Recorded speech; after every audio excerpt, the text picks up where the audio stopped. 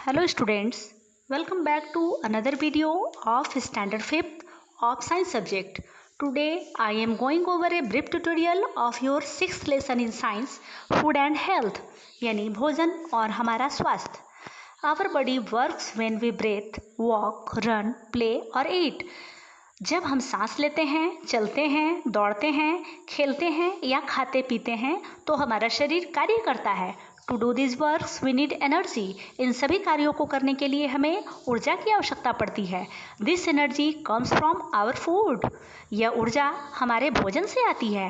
We feel weak and tired if we don't take food. जब हम खाना नहीं खाते हैं तो हमें बहुत ही कमजोरी और थकान महसूस होती है.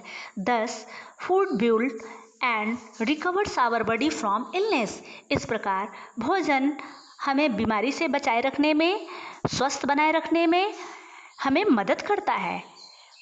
What does food contain? भोजन में क्या पाया जाता है? Food contain essential nutrients that give us energy to grow and to do our daily activities.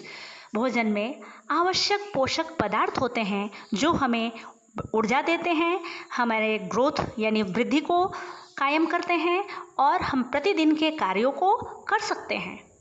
And the water nutrients. Nutrients are compounds in foods essential to life and health and give us energy.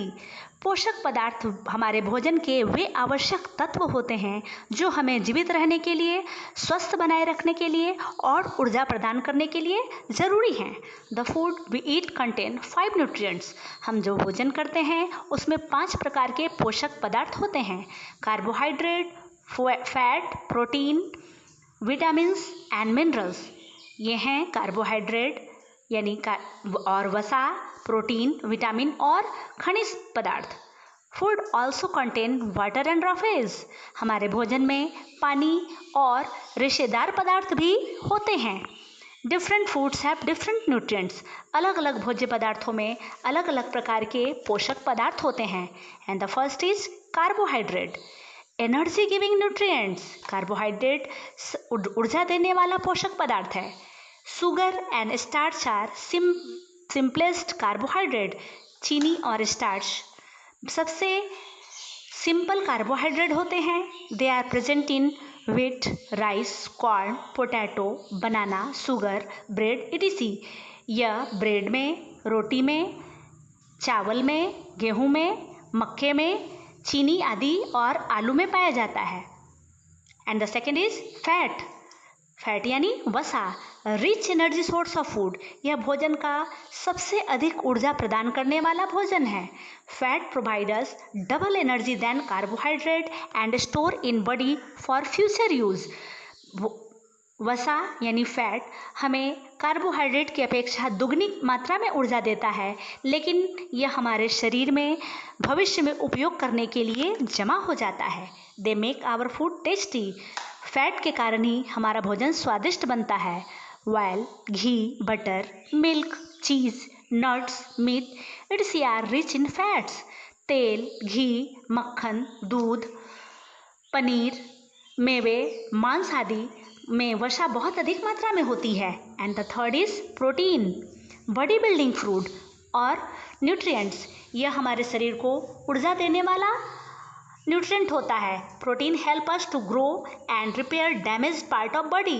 Protein हमें बढ़ने में मदद करता है. हमारे शरीर के जो अंग डैमेज्ड हो जाते हैं यानी क्षतिग्रस्त हो जाते हैं तो उनकी मरम्मत करने में भी मदद करता है.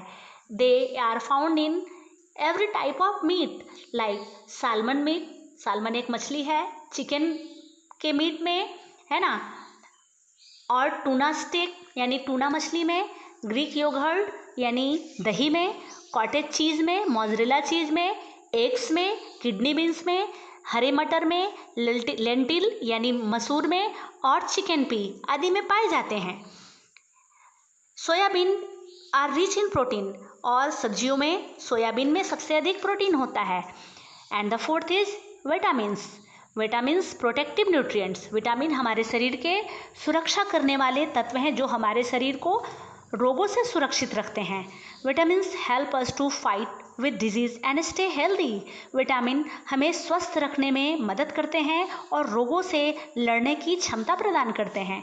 They are needed in small amount, इनकी बहुत ही कम मात्रा में हमें आवश्यकता होती है। Green leafy vegetables, fruit, fish, milk, its are rich in vitamins. हरी पत्तेदार सब्जियां जैसे और फल, मछलियाँ, दूध आदि विटामिन से भरपूर होते हैं। विटामिन कई प्रकार के होते हैं। Vitamin are of many types. Vitamin A, vitamin B, vitamin C, vitamin D, E and K. जैसा कि आप फिगर में देख रहे हैं, कई प्रकार के विटामिन होते हैं, लेकिन इनकी बहुत ही कम मात्रा में हमें आवश्यकता होती है। And the fifth is minerals. Minerals यानी खनिज लवण। प्रोटेक्टिव न्यूट्रिएंट्स, यह भी विटामिन्स की तरह हमारे शरीर को स्वस्थ बनाए रखने में मदद करता है। Minerals keep us fit and healthy. Minerals यानी खनिज हमें स्वस्थ और योग्य बनाए रखते हैं। They are also needed in small amount, इनकी भी बहुत ही कम मात्रा में हमें आवश्यकता पड़ती है। Iron, calcium, magnesium, iodine, phosphorus, zinc, it are some minerals. बहुत सारे मिनरल्स में जो सबसे प्रमुख हैं वो है आयरन, जो हमारे खून को बनाने में मदद करता है। कैल्शियम और फास्फोरस हमारी हड्डियों को बनाने में मदद करता है। जिंक, मैग्नीशियम हमारे शरीर को स्वस्थ बनाए रखने में मदद करता है। और आयोडीन भी हमें स्वस्थ रखने में मदद करता है। ऐसे ही बहुत सारे मिनरल्स को आप फिगर में देख सकते हैं। Green leafy vegetables, milk, meat, fruits and eggs provide us minerals. सारी पत्तेदार सब्जियां, दूध, मांस, फल और अंडों में बहुत प्रकार के मिनरल्स पाए जाते हैं। And the next is roughage and fibre.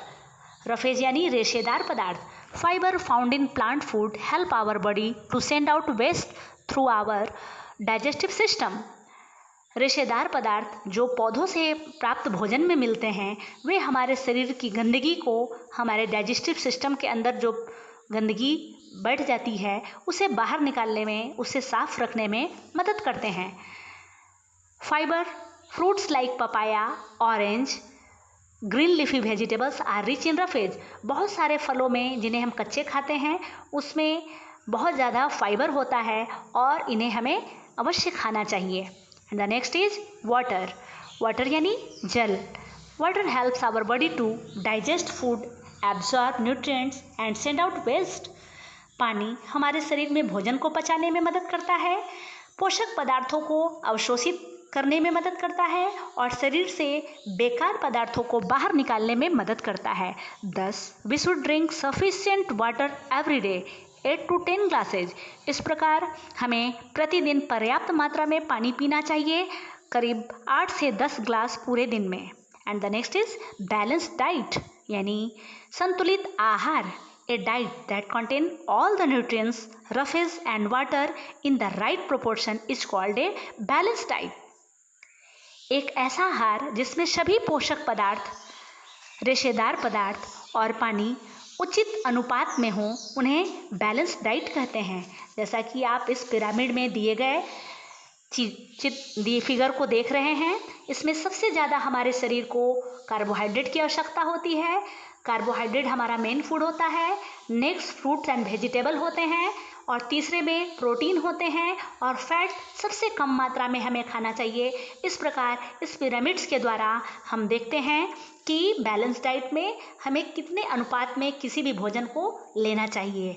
Because balance diet required for the healthy functioning of our body, क्योंकि संतुलित आहार हमारे शरीर के अच्छी तरह से काम करने के लिए आवश्यक है। And the next topic is health. Health यानी स्वास्थ्य। Health is a state of complete physical and mental wellbeing. स्वास्थ्य हमारे शरीर की वह अवस्था है जिसमें हम पूरी तरह से शारीरिक और मानसिक दोनों तरह से स्वस्थ हों। Proper diet, rest, exercise and correct posture are essential for staying healthy. उचित आहार, आराम करना, व्यायाम करना और शरीर की मुद्रा को, स्थिति को सही रखना, ये सभी शरीर को स्वस्थ रखने के लिए बहुत ही आवश्यक हैं। Take balance diet. Food should not be overcooked. हमेशा संतुलित आहार लें। और भोजन को बहुत ज़्यादा नहीं पकाना चाहिए। A good rest help to refresh a body. एक अच्छी तरह से आराम करने से हमारा शरीर तरोताज़ा हो जाता है। Exercise keep us fit and leads to more sweating. व्यायाम करने से हमारा शरीर बहुत ही स्वस्थ रहता है और बहुत ज़्यादा पसीना निकलता है। Sweating helps the body waste to be removed. और ज़्यादा पसीना निकलने से हमारे शरीर की गंदगी अपने आप बाहर निकल जाती है। And the correct posture help in stay healthy while sitting, standing and walking. जब हम बैठते हैं, खड़े होते हैं या चलते हैं, उस समय हमें अपने शरीर की मुद्रा या स्थिति को सही रखना चाहिए। इससे हमारा स्वास्थ्य सही रहता है। And the next topic is disease. Disease यानी रोग। Disease is a state in which we feel unwell and sometimes a part of our body is not in healthy condition.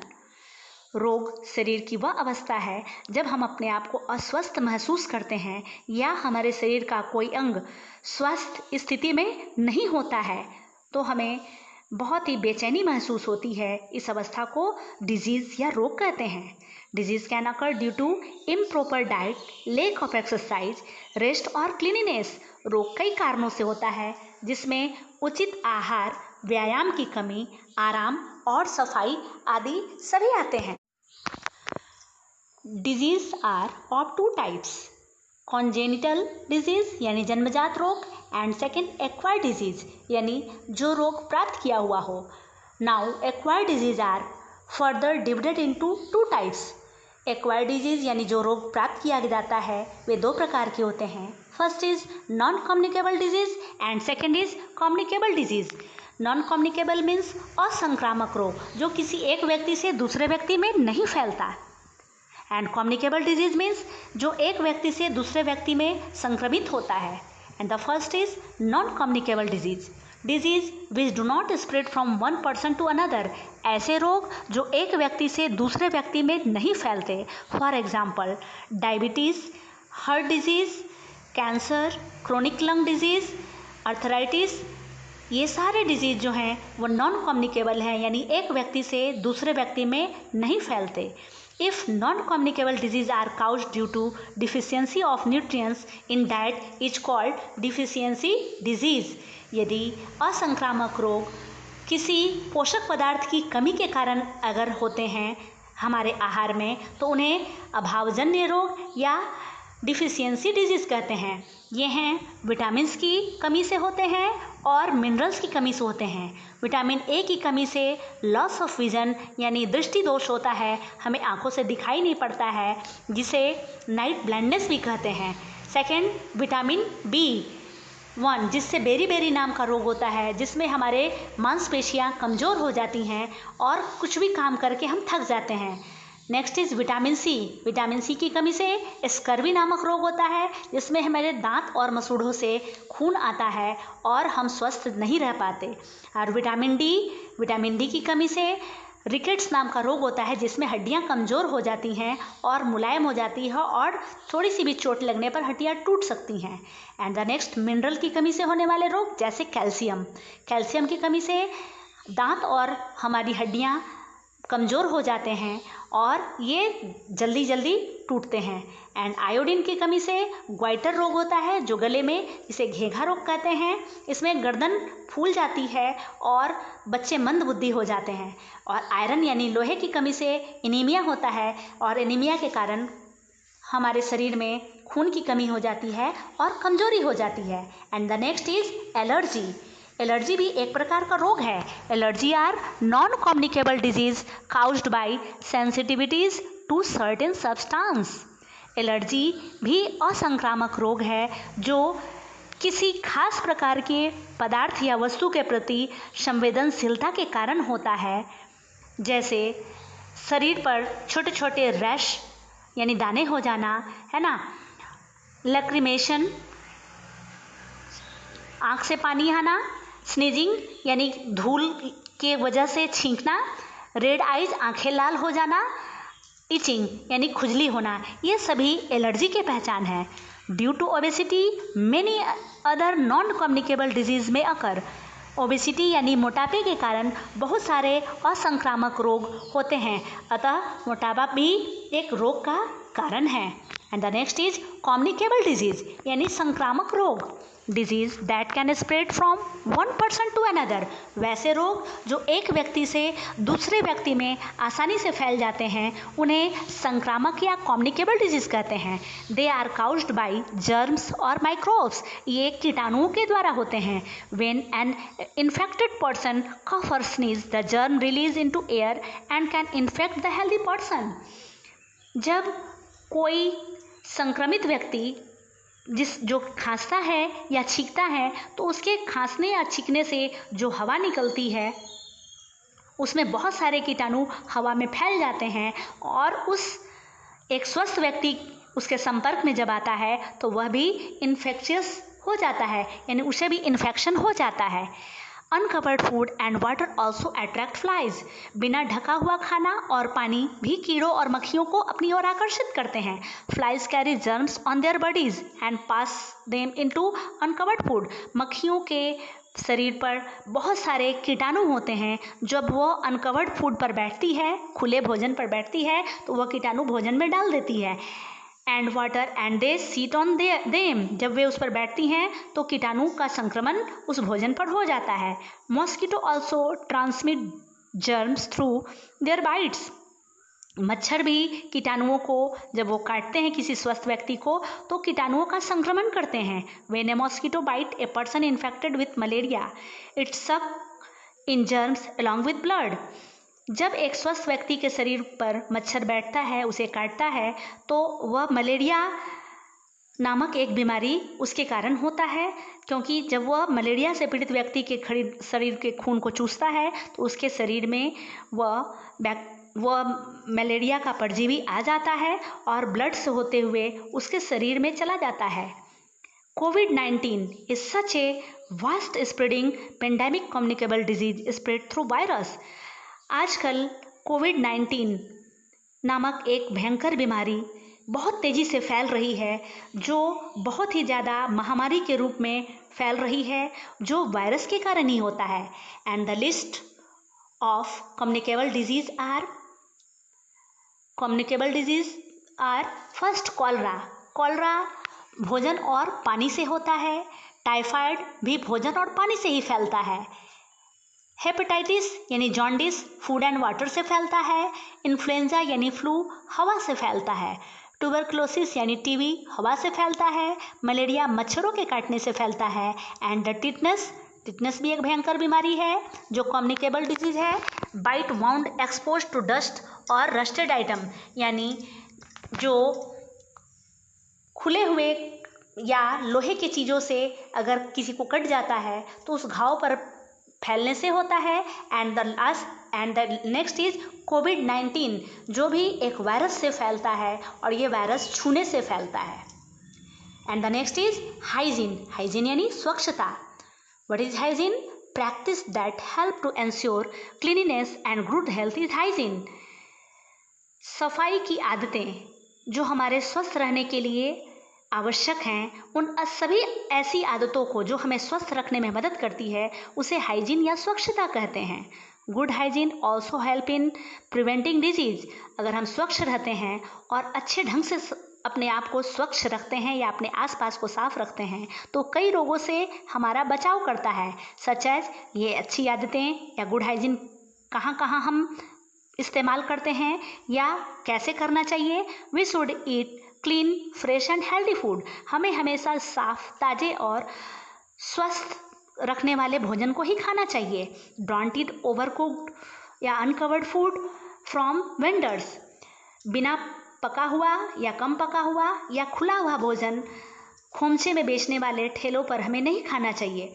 We should wash our hands frequently. हमें अपने हाथों को बार बार धोना चाहिए और आवश्यकता पड़े तो साबुन से भी धोना चाहिए। Brush twice a day and bath daily. दिन में 2 बार, एक बार सुबह और रात में सोते समय 2 बार ब्रश करना चाहिए और रोज़ अच्छी तरह साबुन लगाकर स्नान करना चाहिए। Drink clean water. हमेशा साफ पानी पीना चाहिए। मॉस्किटोज ब्रीड इन स्टैग्नेंट वाटर। स्थिर या ठहरे हुए पानी में जो गड्ढों और आसपास के क्षेत्रों में भर जाते हैं बरसात के दिनों में, उनसे मच्छर बहुत तेज़ी से पनपते हैं। Thus we should not allow water to collect near by. इसलिए हमें आसपास अपने वातावरण में आसपास पानी जमा नहीं होने देना चाहिए। Keep surrounding neat and clean, हमें आसपास साफ रखना चाहिए। Always throw garbage in dustbin, हमेशा कचरे को डस्टबिन में ही फेंकना चाहिए। Maintain social distancing to keep away from infected people, हमेशा सामाजिक दूरी बनाए रखना चाहिए, कम से कम 1 से 1.5 मीटर की दूरी, ताकि हम जो व्यक्ति संक्रमित है उससे हम संक्रमित ना हो सकें। Don't share brush, com, hanky, towel, soap etc, और किसी के भी साथ अपना ब्रश, अपनी कंघी, रुमाल, तौलिया और साबुन शेयर नहीं करना चाहिए, यानी इसे व्यक्तिगत रूप से अपने इस्तेमाल के लिए रखना चाहिए। Some communicable disease can also be prevented by vaccination, कुछ संक्रामक रोगों को टीकाकरण के द्वारा रोका जा सकता है। Vaccine helps to build up resistance into the body, क्योंकि ये जो टीके दिए जाते हैं ये शरीर में रोग प्रतिरोधी क्षमता को विकसित करते हैं। That's all, thank you.